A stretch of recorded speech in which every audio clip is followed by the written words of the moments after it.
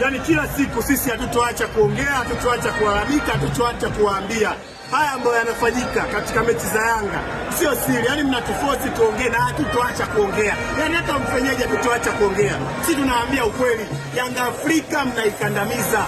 Diala amesukumwa wazi kasukumwa.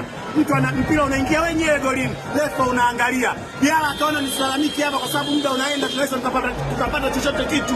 Tunaenda kutengeneza penalty. Sawa? Itokee mwamuzi umetoa advantage. Imekosekana, refa anafunika kokote duniani.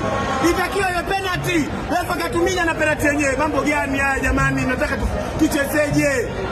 Majeruhi anatuandama.